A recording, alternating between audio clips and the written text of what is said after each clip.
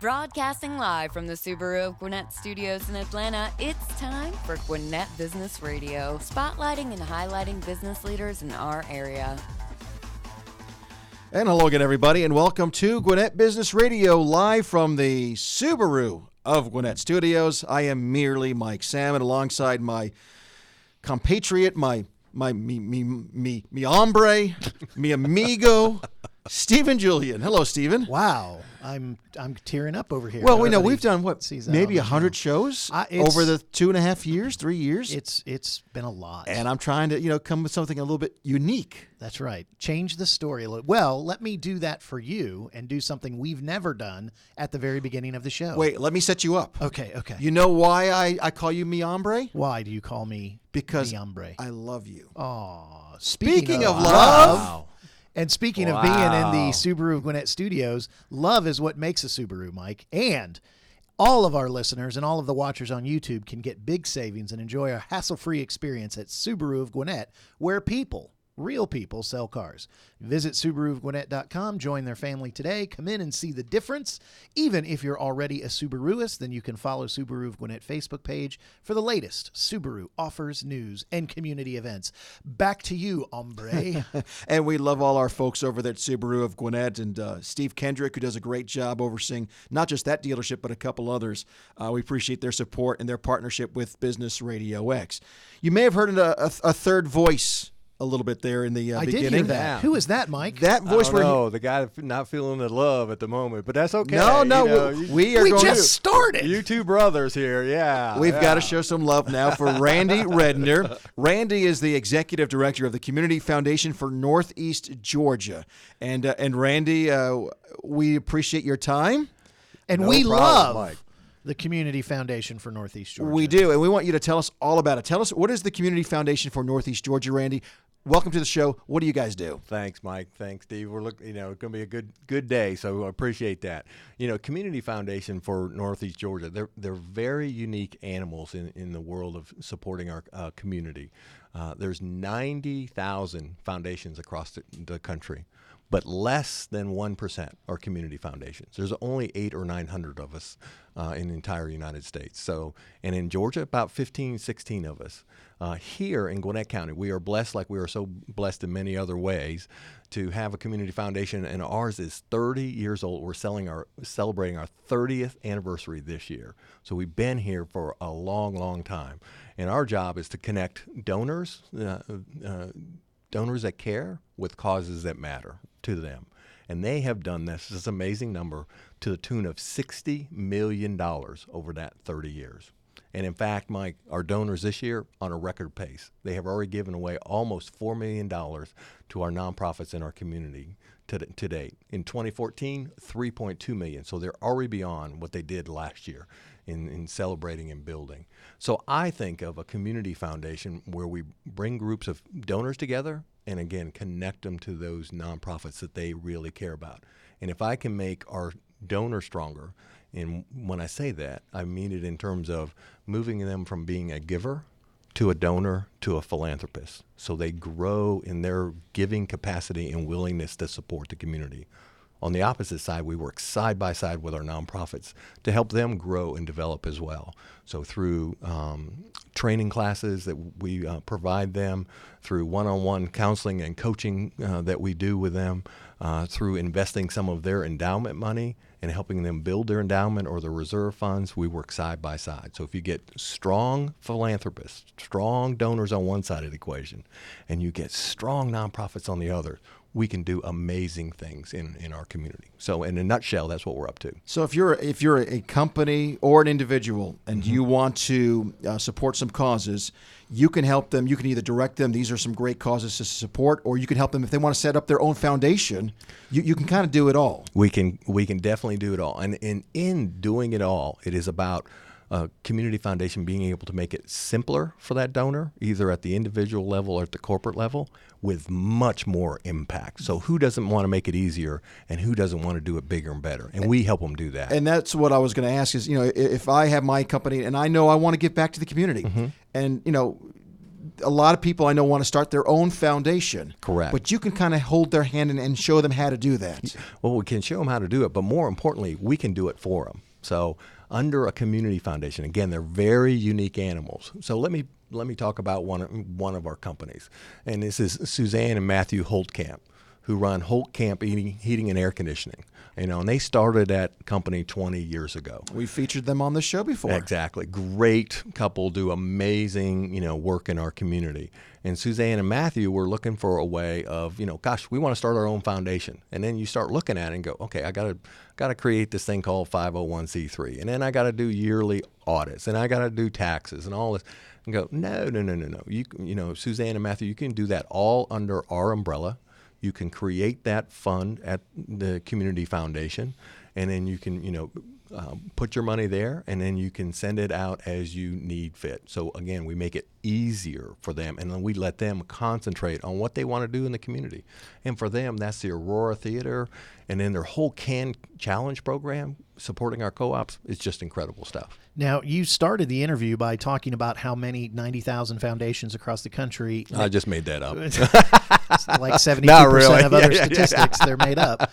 I saw it online once. But then you kind of talked about the smaller nature of the community foundation. Right. And is that one of the key differences between what makes a community foundation different from other foundations, is that you can kind of help people under your umbrella? Exactly. Okay. And community driven, Steve, and like you like exactly what you're describing, both at the individual donor level, or a couple that's want to do something, or at a corporate level, or even again under the umbrella for our own nonprofit families, where we can put their funds with us. We do the investing for them and help them. So are there any other unique differences about being a community foundation versus some of the other very specific foundations or nonprofits that would set you guys apart? Yeah, and I would say along that line, it is that concierge service to understand the community. So, and just let's talk about on the donor side of that. And I won't say the donor's name, but he runs one of our great companies here in Gwinnett, but it's a global company. And so, a couple months ago, he was in Brazil, and then from Brazil to Japan, Japan to New York, New York back to Gwinnett. And gave me my staff a call when he got back in and said, hey, back in, you got 15 minutes, I just want to get caught up, and then I got to, boogie on my job. We ended up spending 2 hours at his place, talking him through everything that he and his wife like to support. And at the end of the conversation, Mike, he goes, okay, Randy, cut a check here, here, and here. And then on that fourth nonprofit you talked to me about that I don't know, can you make sure that executive director sits at my table at the gala, because I want to get to know him. And he did that, and then on that following Monday or Tuesday, he gave me a call, said, okay, issue a check here, and I'm back out the door. So we have that local knowledge, where some people might invest, through Fidelity, and put it in a donor advised fund there. Fidelity doesn't know what's going on in Gwinnett County. They don't know that the Gwinnett Community Clinic just shut down and put a tremendous pressure on our healthcare clinics here in the county and stuff like that. So we are those eyes and ears, and we bring that incredible dimension to the plate. We're talking with Randy Redner with the Community Foundation for Northeast Georgia. He's the executive director, and you're listening to Gwinnett Business Radio. You're in a very unique position that you work with both the nonprofits and the donors.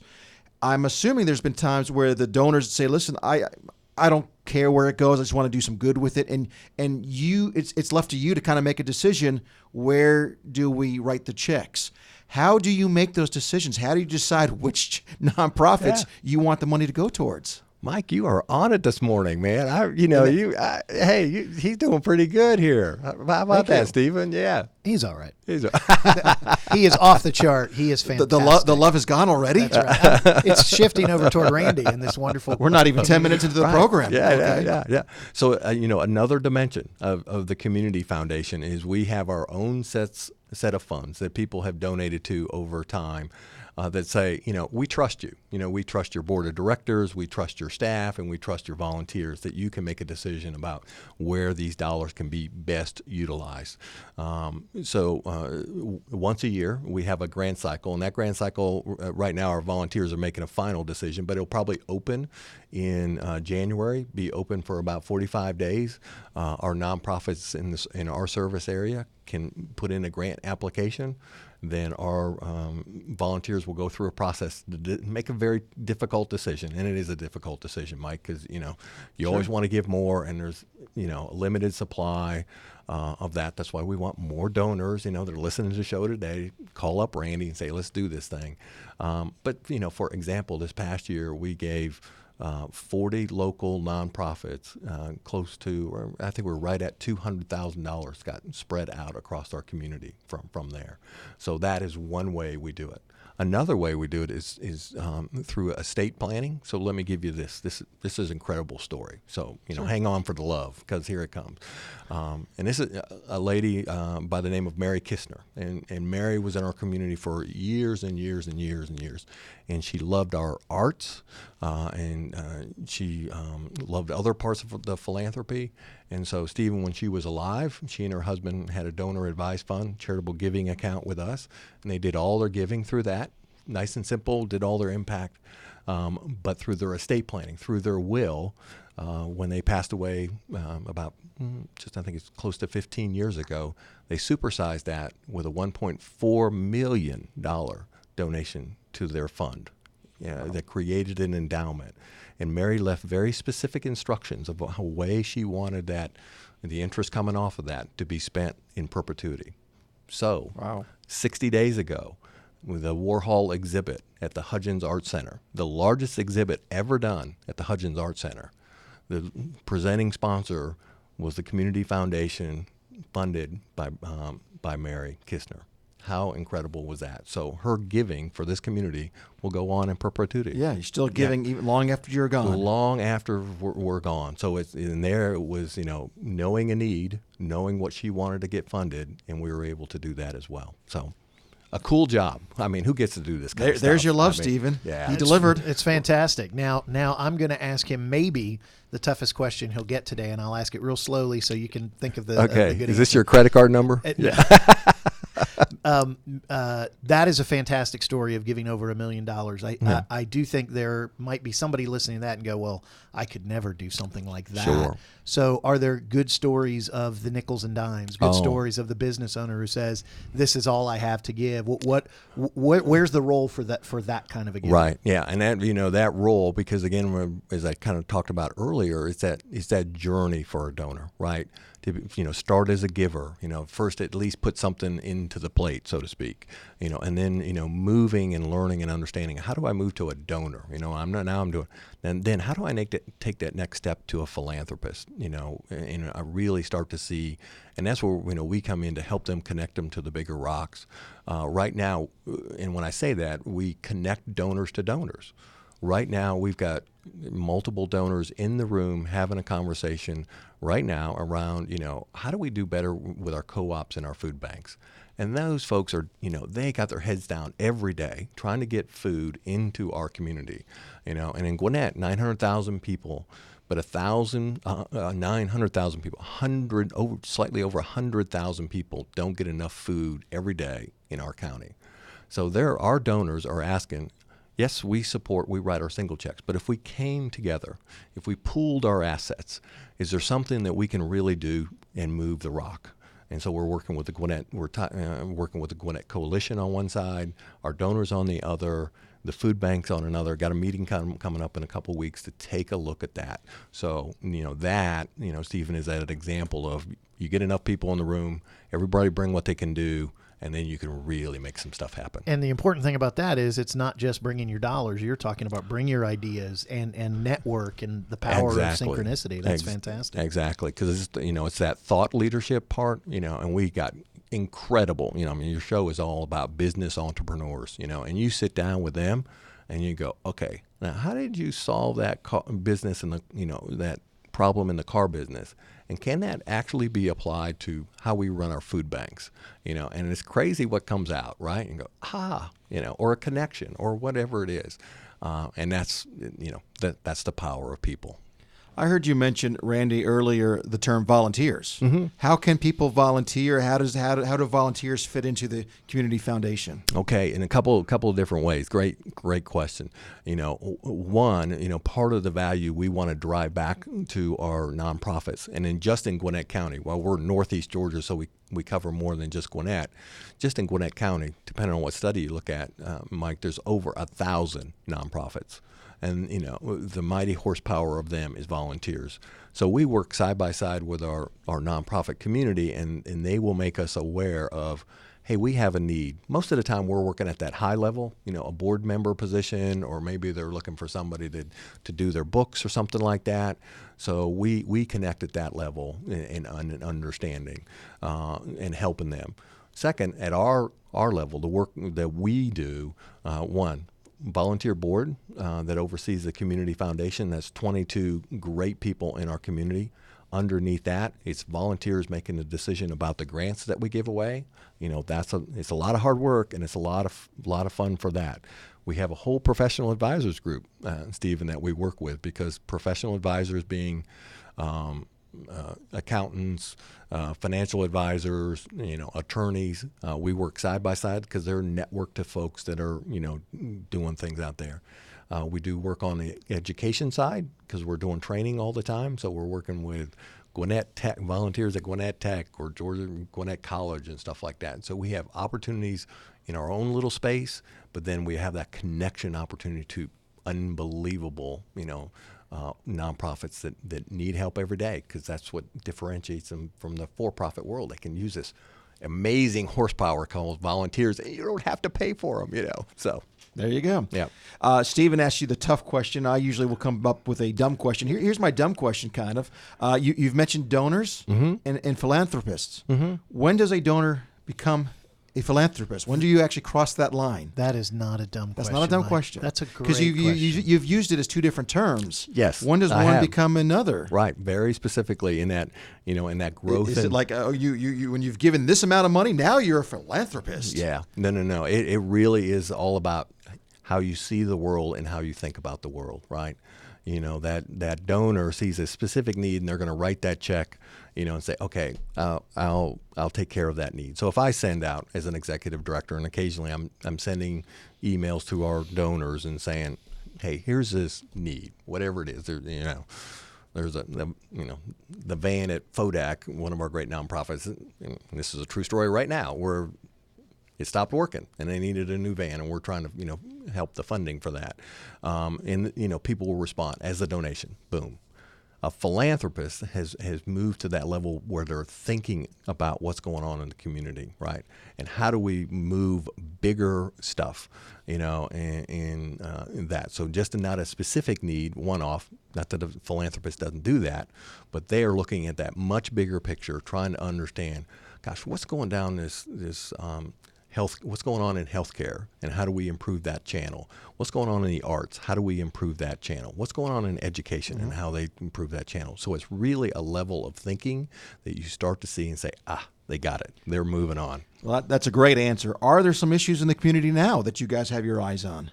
Yes, and really it's constantly, ongoing and shuffling. But let's just talk about the healthcare arena for a second. And I made mention earlier that the Gwinnett Community Clinic over in Snellville just shut down like 60 days ago. We only have a few healthcare clinics in our community. We have the Hope Clinic in Lawrenceville, but the one on the hot seat right now is Good Samaritan, right down the street from here. Yeah, right, so great organization. We've had them on before. Yeah. Greg Lang and his team do an amazing job. This year in that little site that they have, 3,000, 4,000 square feet. They're going to push through 17,000 patients, and 10 years ago when they started, because they're just celebrating their 10th anniversary, pushed through 1,000 or 2,000. So it's amazing. But so Greg and his volunteers and his board, caught a vision a few years ago for massive expansion of Good Samaritan. They just last week signed the paperwork for a new building over in Norcross, right? And they're going to bring to that, obviously more medical care, but they're adding to that dental care that they don't have today. They're adding a pharmacy that they don't have today. And again, we're going to be able to see so many more patients. But that is a $7 million capital campaign to do that. And we're just over halfway through. We're just at 3.5 million, and so we as a community have to rally around that. So that's one point where the Community Foundation, works side by side with Greg and his team and what they're doing, and then connect our donors, connect our community, and see how we can help with that. So we're speaking with Randy Redner, the Executive Director of the Community Foundation for Northeast Georgia. Randy, you've done a great job of casting vision. You've told some stories. My question would be this: for the business owner, the individual, and maybe even the nonprofit who wants to start a relationship with the foundation, are there specific events they should be looking to be a part of?